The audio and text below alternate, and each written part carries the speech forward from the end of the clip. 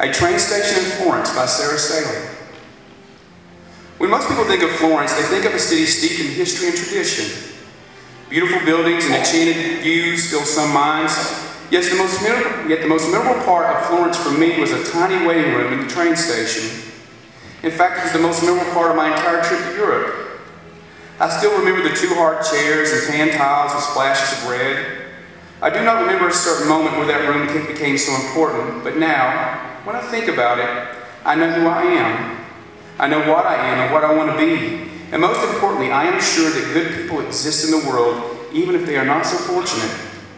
At least I like to think of the man as good. I have no proof, but I guess all people have to have something to believe in.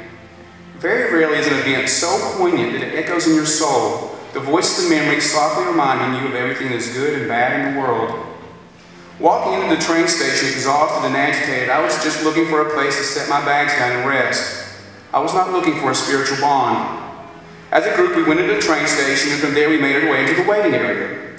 It was cold in the room for it to be spring, and I had naively packed too many t-shirts and not enough sweaters for the school spring break trip. As I walked in, I could see only a couple of people, but that was understandable. It was late and most of the trains had already left. The room was divided, and through the glass separating it, I saw a man with blood dripping from his face to the floor. I could not see exactly where it was coming from, but as I examined him closer, I noticed that his clothes looked ragged and his hair dirty. I remember wondering where his family was, wondering if he even had any. I sat and watched him for as long as I was there, and as I did, I listened. Giggles and hidden fingers pointing, people were amusing themselves at his expense. I saw him wince when a group of boys openly laughed at him. Affection, but not pity, sparked in my heart as I continued to watch him. I wanted to sit with him, to talk with him. What was his story? Sometimes I like to think he dropped out of school to live on the road like Chris McCandless from the story Into the Wild, abandoning all his money for the open road. The longer I sat there, the more I ached to help him, to ease his humiliation. I started digging in my pockets, pulled out 4 euro coins. I set them on the table. I rummaged in my bag until I found 3 more coins. When I counted the money, it came to 4 euro and 80 cents. I was hesitant about giving it to him, though. What would the people in my group say? Would they laugh? I knew the adults would not let me go over there, so I watched closely until everyone was preoccupied with their tour guide and went over to the man. He glanced up from his lap as I got closer, and when I set the money on the table, he focused on me, not the money. The blood had dried around his nostril and his mouth. Neither of us said anything, and as quick as I came, I left, leaving the money on the table next to him. I went back and sat down in my seat with no one the wiser except him. After that, every time I glanced toward him, he was fixated on me. I reached into my bag for my notebook, and when I did, I found a package of tissues Mom sent me. I set them aside. When our group was finally leaving, I purposely left one of my bags, and when I went back to get it, I walked straight towards him. Sometimes I get nosebleeds too, I said with a small voice. As I turned to go, he grabbed my hand, and for a moment I was terrified. I slowly turned and was struck with the strange beauty of our hands touching, the calluses next to the painted nails, the dirty fingernails next to the dangling bracelet. It was so striking I forgot my terror. Thank you. The words were almost lost in the air, my eyes darted up. The man had tears in his eyes and my chest tightened. He let go of my hand and the bond remained. I still felt him, not on my hand but in my heart. I still feel him imprinted into what I am. Describing what he means to me, how he affected me, is like describing how I feel after a good book comes to a close. All these conflicting emotions swirling about, a jumbled mess in my heart, but I would not change anything. There's no miracle happy ending for that man, though. I know that when he used those tissues and spent that money, be it on a sandwich or a bottle of liquor, he would still be homeless. I had no balm for that, no cure in the bottom of my bag. The worst part of that night was going to sleep wondering where he was sleeping. It continues even now. I wonder where he is, if he is still alive, still wandering, my own make-believe explorer. I do not why I believe so strongly in one homeless man. Maybe it's the way he looked so ashamed or the way he grabbed my hand, but now I pray every night for that one man. He will always be carried in my heart, but I hope that somehow he's found a way to carry himself proudly. Once I believed that people in general were bad. What monsters we are. There is no species that ravages like us.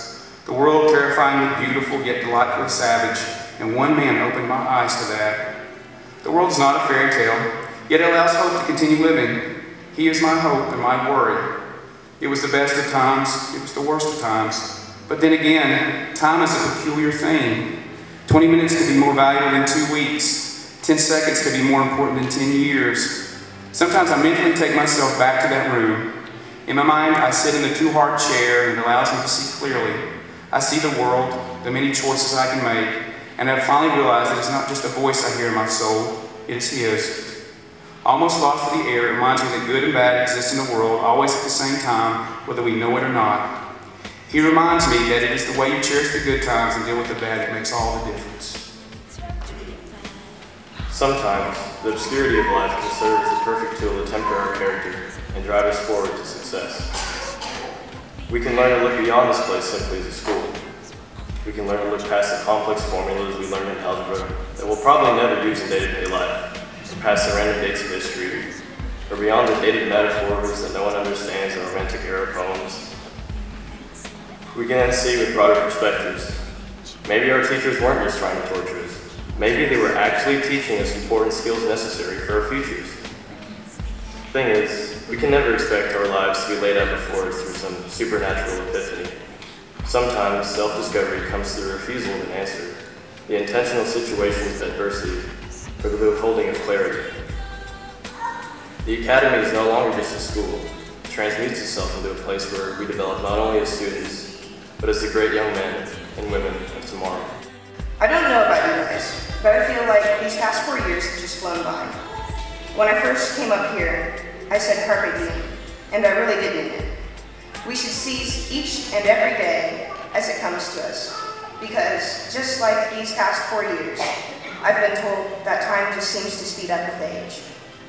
But if there is one thing I have learned while at the academy, it is that emotion and friendship translate into any language. Once we leave here, the decisions we make and the way we behave are going to directly affect the adults we are someday. So just keep that in mind and live it up, because that's all you really can do. Work hard. Don't be discouraged. Never take no for an answer. Don't ever let anybody make you feel inferior to them. And just remember, the road gets bumpy, but have a little fun along the way. Thank you very much.